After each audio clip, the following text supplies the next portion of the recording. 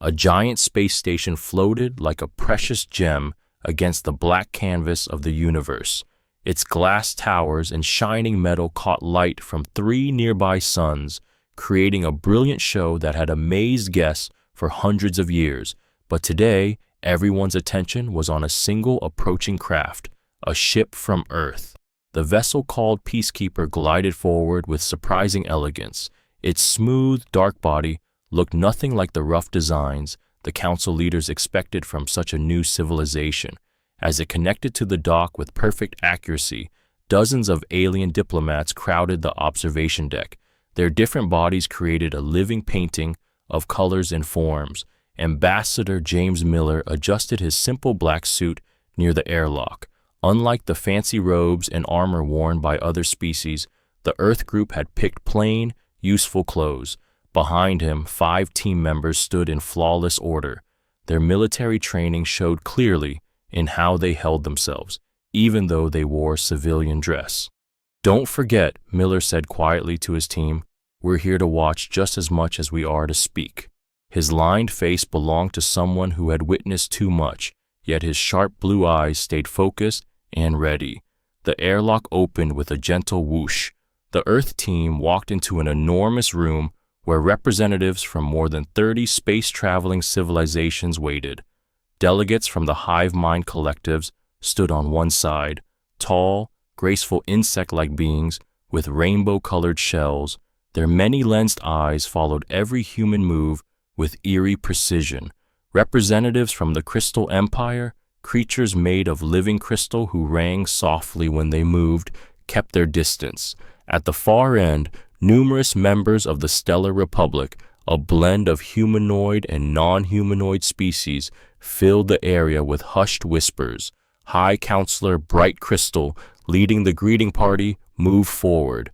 His crystalline body caught the light and threw rainbow patterns across the floor.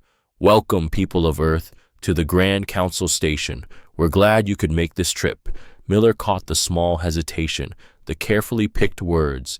He smiled, a basic diplomatic expression that showed none of his true thoughts. "We're grateful, High Counselor. Earth has waited a long time for this day." From the shadows, a hive mind observer called Deep Thought clicked its jaws. "Such a far journey for such a young civilization. We hope the trip wasn't too hard on your basic engines." Miller's smile stayed steady. "Our ship worked perfectly. Thank you for asking." He gestured to his team. "Let me introduce Earth's representatives." As Miller made the introductions, his second-in-command, Thomas Reed, watched the alien reactions carefully. He saw how the Crystal Empire representatives chimed in patterns that looked like secret codes. He noticed how the hive mind delegates positioned themselves to keep the humans inside a triangle of observation. He saw how the Stellar Republic members slowly moved to block the main doors. The welcome ceremony continued with practiced smoothness, yet beneath the polite words and formal actions tension bubbled. The humans were taken to their rooms, a fancy suite placed in a section of the station that could be easily cut off. Later that night, as the team settled in, Miller stood at the window watching the endless movement of ships around the station. Reed joined him, carrying a data device. "They've installed cameras in every room," Reed said quietly. "Standard watching, but more than usual for diplomatic visitors." Miller nodded, his reflection in the window showing no surprise. "They still believe we're children pretending at galaxy-level politics." He turned to face his team. "Get some rest. Tomorrow will prove just how mistaken they are." In their private rooms, the alien council members discussed the day's events. They saw a basic species barely worth mentioning. They saw an easy victim for their schemes. They saw exactly what they wanted to see. What they didn't see was the quiet confidence in human eyes. They missed the subtle military sharpness in their actions. And most crucially, they overlooked the fact that humanity hadn't come to request permission. They had come to deliver a warning. The first move was now in position. The game was starting. The grand meeting hall of the Galactic Council buzzed with movement as holographic screens filled the air. Charts, graphs, and trade numbers floated around the circular room like digital stars.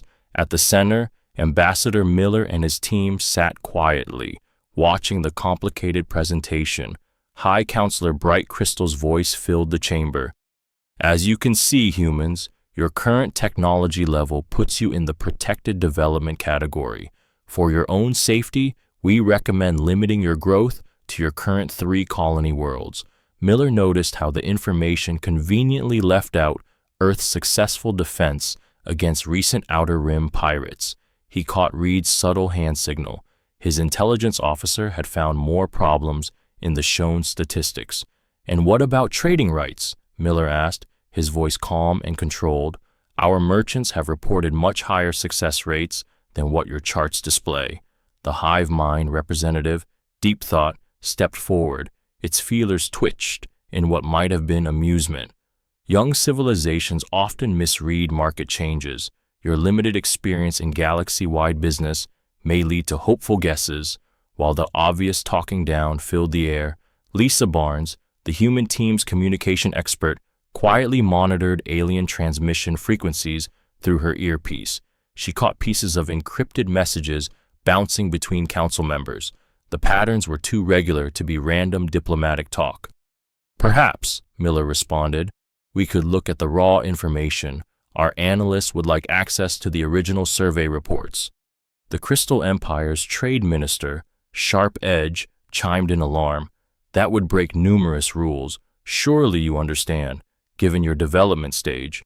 In the observation gallery above, Tom White, another human team member, watched the silent interactions between alien species. He noticed how the Stellar Republic representatives always placed themselves between the humans and the main computer stations. He saw how the hive mind delegates kept a perfect formation that held the human team within their sight. "We've prepared a thorough protection agreement," Bright Crystal announced, displaying a new document in the air. "This will guarantee your species' safe development under our guidance." Miller studied the agreement, his face showing polite interest while his mind listed the carefully hidden rules, provisions that would effectively turn Earth into a resource farm for the Council races. He caught Reed's eye, receiving a slight nod. The intelligence team had discovered what they were searching for. "This is quite detailed," Miller commented. "You must have spent considerable time preparing it." He paused, letting the meaning hang in the air. The agreement was too polished, too specific to have been written during the talks. Deep Thought's jaws clicked rapidly, a sign of frustration that the humans had learned to recognize. "We believe in complete preparation. Efficiency helps all species." During a short break, the human team gathered in their assigned room. Reed turned on their counter-surveillance devices, creating a secure bubble of privacy. "They've been planning this for months," Reed reported, showing his findings on a secure tablet. "Our deep space monitors caught their scout ships mapping Earth's defense network. They think they went unnoticed." Miller nodded, unsurprised. "And the encrypted messages?" Lisa Barnes pulled up her analysis. "They're coordinating something major. Multiple fleet movements disguised as routine patrols, all heading near our sector within the next month. They expect us to sign their protection agreement before then, making their invasion legal under council law," Miller concluded. The team shared knowing looks. None showed fear or worry, only a calm determination that would have troubled the council members if they had seen it. "Should we confront them?" White asked. Miller smiled, not his diplomatic smile, but a hunter's grin. "Not yet. Let them think their plan is working. Let them believe we're naive enough to trust their lies." He stood, straightening his jacket. "After all, they've shown us exactly what we came here to confirm." As they returned to the council chamber, the alien leaders continued their elaborate deception, unaware that their every action was revealing more than they intended. The humans played their role perfectly, the young, impressionable species awed by galactic politics.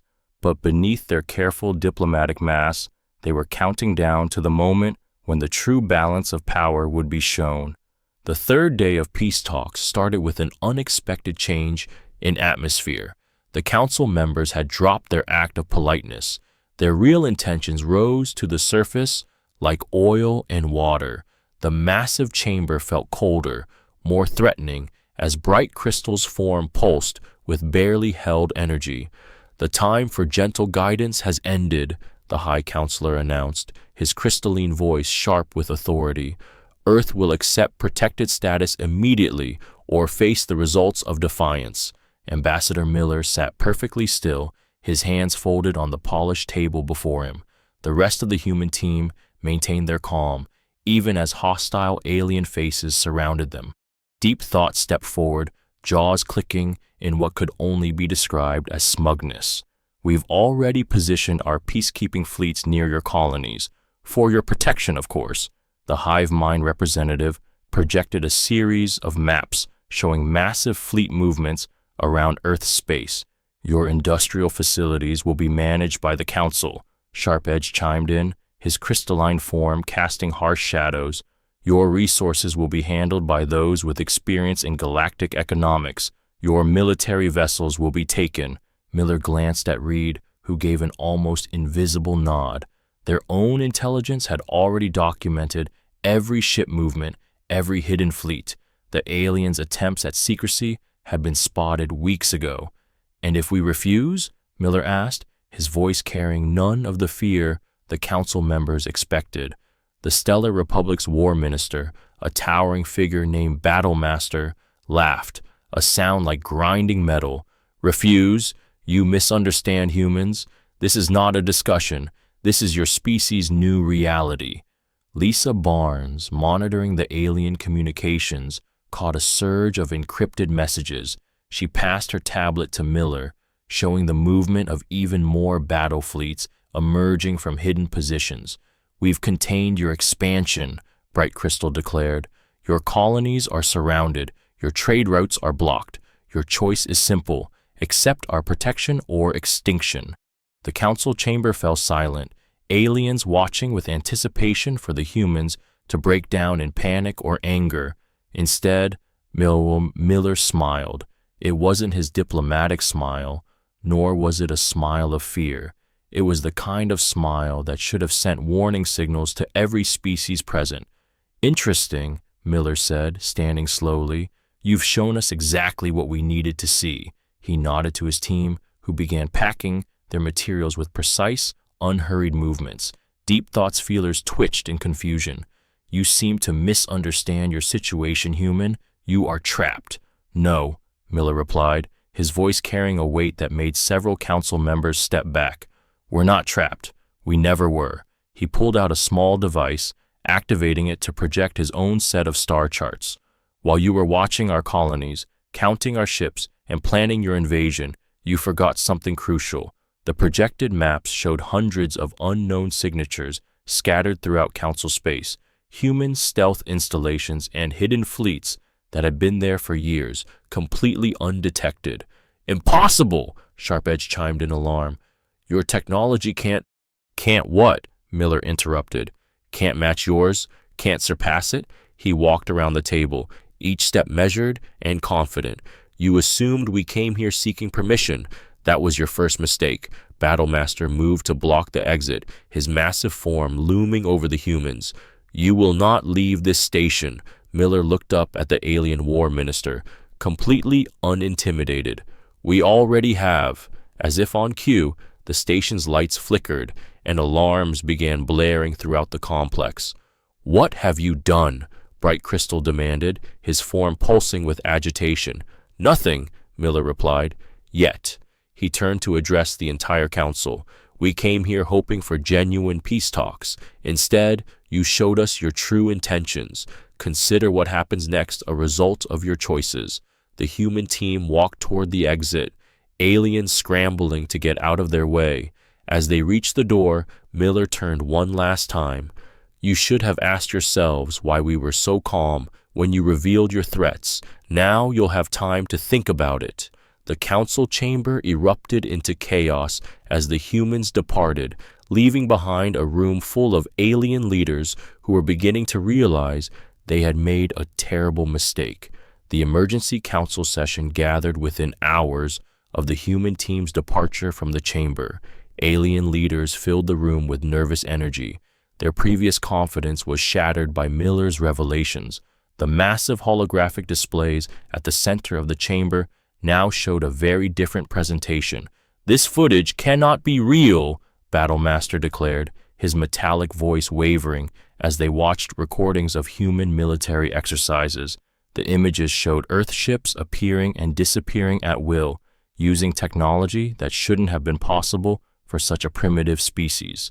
"This is the cruiser Silent Night during the Outer Rim pirate engagement," Miller explained as the hologram showed a human vessel seamlessly phasing through an enemy blockade. "The pirates never even knew we were there." Deep Thought's compound eyes reflected the holographic light as it studied the footage. "These are fabrications, tricks to hide your weakness." "Are they?" Reed stepped forward, activating another data stream. "Here's something from last month. Your scout fleet near Saturn thought they were undetected." The display showed Earth defense platforms materializing around the alien scouts, weapons ready, before vanishing again without a trace. Sharp Edge chimed in distress. "Our sensors showed nothing." "Exactly," Miller replied, "just like they show nothing now." He gestured to the space around the station. "How many human ships do you think are watching us at this moment?" The alien leaders instinctively looked out the viewport into empty space, their confidence crumbling further. Bright crystals form pulsed with agitated energy patterns. "This is about more than military capability. While you were planning to harvest our worlds," Miller continued, his voice carrying through the chamber, "we were studying you, learning your weaknesses, understanding your politics." He activated another display showing detailed maps of every council member's critical infrastructure. Lisa Barnes stepped forward, adding to the presentation, "Your encryption wasn't as secure as you thought." She played back recordings of supposedly private council sessions discussing the planned invasion of Earth. "We knew your intentions before we ever arrived." The council chamber erupted in shocked murmurs and accusations. Species that had been allies for centuries began eyeing each other with suspicion, wondering what else humans might have discovered. "Impossible!" Battlemaster slammed his massive fist on the table. "No species could have penetrated our security so completely." Miller smiled that unsettling smile again. "We didn't need to penetrate it. We were there when you built it." The display showed human engineers and advisors who had been helping develop council security systems for years, hiding in plain sight. Reed activated one final hologram, a real-time display of council space showing hundreds of human stealth installations. "Your fleets aren't containing us. They never were. We've been everywhere for years, waiting to see if peaceful cooperation was possible." The alien leaders watched in horror as the display revealed human presence in locations they had thought completely secure. Strategic points, trade routes, even their home worlds, nowhere was truly beyond Earth's reach. "This is your only warning," Miller announced, his voice carrying a weight that silenced the chamber. "Withdraw your fleets, cancel your invasion plans, or discover exactly why humanity has survived every attempt at conquest in our history." Deep Thought's feelers quivered. "You would wage war against the entire council?" "No," Miller replied calmly. "We would end it before it began. Your choice is simple: genuine peace, or find out how much of your civilization runs through systems we helped build." The implications hung in the air like a physical presence. The council leaders looked at their data pads, their security systems, their ships, wondering what hidden vulnerabilities humans had woven into the fabric of their power. "You have one standard day to decide," Miller concluded. "Choose wisely." As the human team prepared to leave the chamber again, the alien leaders remained frozen in their seats, the terrible realization dawning that they hadn't been dealing with a young, naive species at all. They had been dealing with a sleeping giant that had finally grown tired of their games. The council chamber had never felt more tense in its centuries of existence. The standard day given by the humans had passed, and now Ambassador Miller stood before the gathered leaders one final time. The air itself seemed to vibrate with unspoken threats and fear. High Counselor Bright Crystal's voice had lost its usual musical quality, replaced by sharp, desperate tones. Surely we can reach an agreement. The Council offers full membership, unrestricted travel rights, access to all our technology. No, Miller interrupted, the single word echoing through the chamber. You still don't understand. We're not here to negotiate terms of surrender, yours or ours. The human team stood in perfect formation behind their ambassador. Their calm manner contrasted sharply with the agitated movements of the alien representatives surrounding them. Deep thought skittered forward, its jaws clicking rapidly. Think of what you're refusing. The combined power of the Council could... Could what? Miller asked, his voice carrying a hint of weariness. Could try to conquer us, could attempt to steal our resources, could discover exactly how prepared we are for that scenario. He shook his head slowly. We gave you a chance for peace, real peace, not dominance disguised as protection. Battlemaster moved to block the main exit, his massive frame casting shadows across the floor. You cannot simply walk away from the Council. No species has ever... That's exactly why we're leaving, Reed interjected, speaking for the first time in hours. Your Council exists to dominate, not cooperate.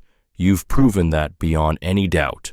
Miller stepped forward, and despite being physically smaller than most of the alien representatives, his presence seemed to fill the room.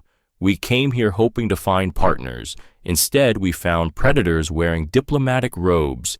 Lisa Barnes activated a small device, and suddenly, every screen in the chamber displayed the same message. Humanity withdraws from all negotiations with the Galactic Council. You risk everything, Sharp Edge chimed in panic. Without the Council's protection? Protection? Miller laughed, but there was no humor in the sound. Let me be clear about what happens next. He looked around the chamber, meeting the eyes, optical sensors, and visual organs of every species present. Humanity is leaving. We will defend our space. Any hostile action against Earth or our colonies will be met with immediate and overwhelming response. The human team turned as one and began walking toward the exit. Battlemaster stood firm for a moment, then slowly stepped aside, his warrior's instincts warning him not to provoke these strange, terrifying beings. At the doorway, Miller paused. One last thing. He placed a small crystal on the nearest console. Everything you need to know is in there, including what happens if you make the wrong choice. The humans walked out, their footsteps echoing in the stunned silence. No alarm sounded, no guards appeared.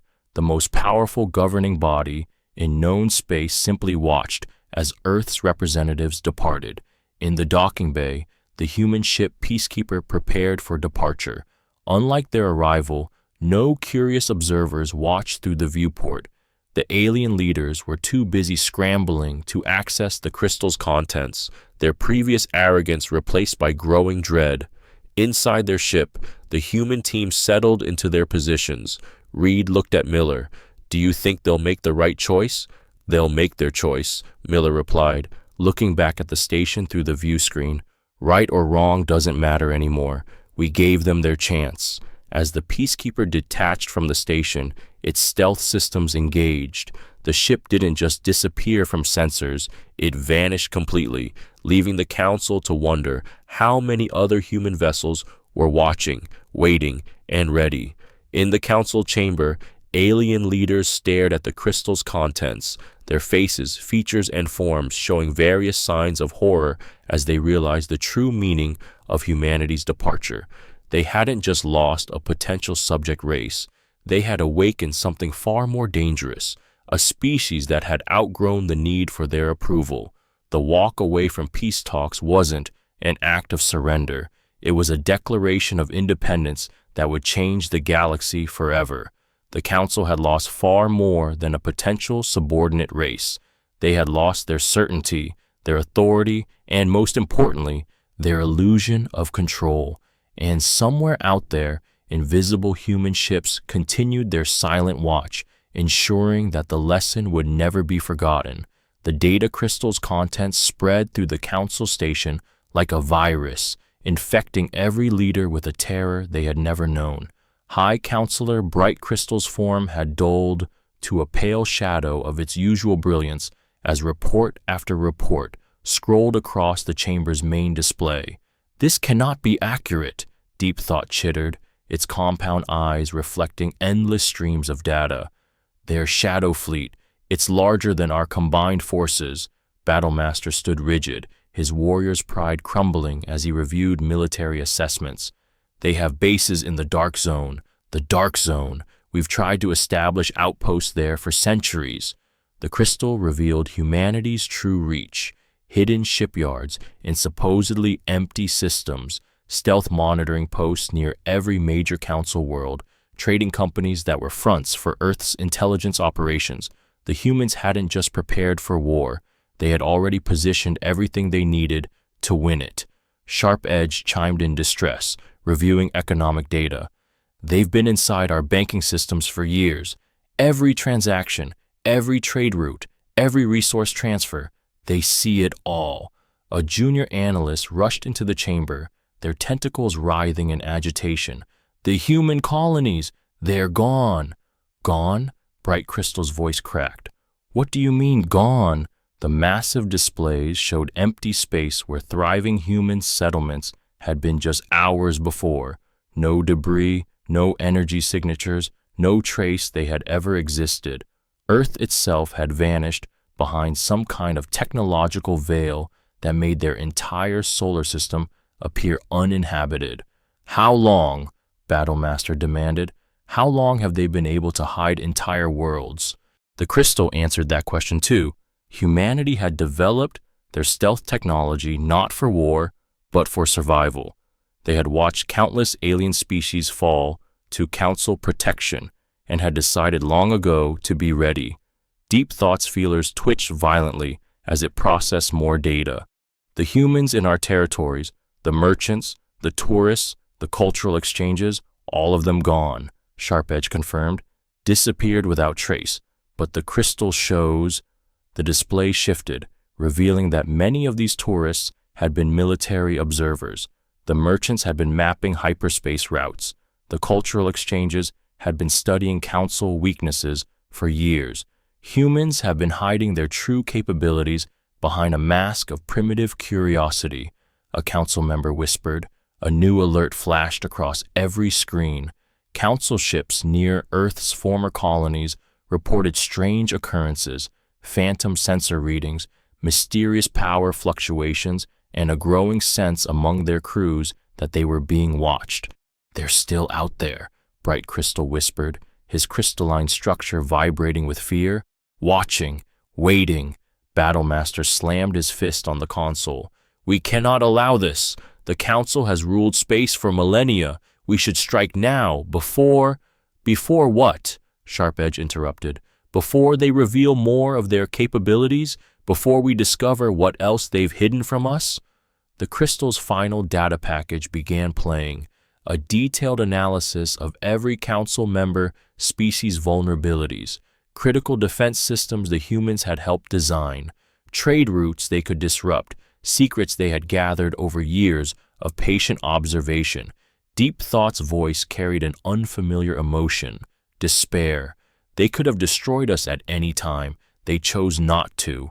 The realization hit them all at once. Humanity hadn't come to the peace talks seeking admission to the Council. They had come to give the Council one last chance to choose peace over dominance. "What do we do?" a junior counselor asked, voicing the fear that gripped them all. Bright Crystal stared at the empty displays where Earth's colonies had been. "We pray," he said, his voice barely audible, "that they remain content with walking away." The council chamber fell silent, its leaders finally understanding the true horror of their situation. They hadn't been dealing with primitives playing at galactic politics. They had been dealing with a species that had seen through their games, prepared for their betrayal, and grown strong enough to simply walk away from their power. And somewhere out in the darkness of space, invisible human ships watched the Council's reaction, ready to respond to whatever choice they made next. A month after humanity's departure, the Galactic Council faced an unprecedented crisis. The massive trading hall, once bustling with activity, stood eerily quiet. Market displays showed plummeting values as entire sectors of the economy collapsed. Another merchant fleet lost in the dark zone. Deep Thought reported to the emergency session. They attempted to map new trade routes around human space. No distress signals, no debris. They simply vanished. The council members, once proud rulers of known space, now jumped at shadows. Every unexplained sensor reading, every communication glitch brought whispers of human involvement. The fear of invisible watchers had paralyzed their expansion efforts. Battlemaster stood at the central platform, his usually impressive armor now seeming like a child's costume. Our patrols report ghost readings near the former Earth colonies, sensor echoes that appear and disappear, ships that show up on scanners for split seconds before vanishing. Are they real? Sharp-Edge asked, his crystalline form dulled by stress. Or are they letting us see just enough to keep us afraid? Bright Crystal's next words were interrupted by a station-wide alert. The main display activated automatically, showing a human cargo ship appearing out of nowhere in the middle of council space. Before anyone could react, it disappeared again, leaving behind only questions and fear. "They're taunting us," a junior member whispered. "No," Deep Thought corrected, its jaws clicking softly. "They're reminding us, showing us that every jump point, every trading route, every secure system we thought we controlled, they can access them all." The economic reports grew worse by the day. Worlds that had depended on trade with human colonies faced shortages. Markets that humans had quietly supported through their front companies began to collapse. The Council's carefully constructed economic web was unraveling thread by thread. "The outer colonies are demanding answers," Sharp-Edge reported.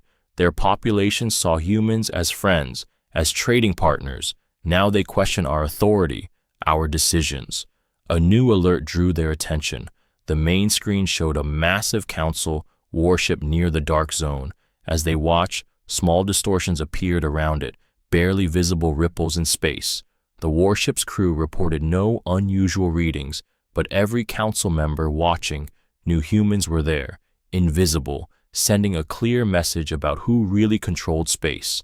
"We could attempt to rebuild the trade routes," Battlemaster suggested, but his voice lacked conviction. "Find new resources, establish new colonies, and risk encountering their hidden bases?" Bright Crystal's voice carried the weight of their collective fear. Every unexplored system could be another human stronghold. Every empty sector could hide their fleets. The council chamber, once the seat of absolute power in known space, now felt like a cage.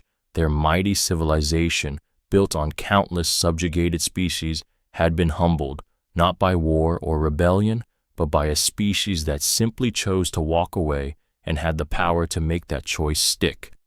"There's a transmission," Deep Thought announced suddenly, "from human space, or where human space used to be." The message was short, text only. "We are still here. We are still watching. Choose wisely." The council members stared at those words, understanding their true meaning. Humanity hadn't just achieved independence. They had redefined power in the galaxy. They didn't need to conquer or control. Their ability to simply exist outside the council's reach, to appear and disappear at will, had broken the council's assumption of absolute authority. As the session ended, Bright Crystal remained alone in the chamber, watching the endless dance of ships around the station. Each one now carried a question. Was it being watched? Were humans tracking it? Had humanity's invisible empire already grown larger than the council's visible one? The aftermath of the peace talks wasn't marked by war or conflict. Instead, it was defined by something far more devastating to the council's power, the knowledge that they were no longer the most advanced civilization in known space. That title belonged to a species that had hidden its true nature until the moment it chose to walk away, leaving behind a galaxy forever changed by their departure. The Council had lost far more than a potential subject race. They had lost their certainty, their authority, and most importantly, their illusion of control. And somewhere out there, invisible human ships continued their silent watch, ensuring that the lesson would never be forgotten.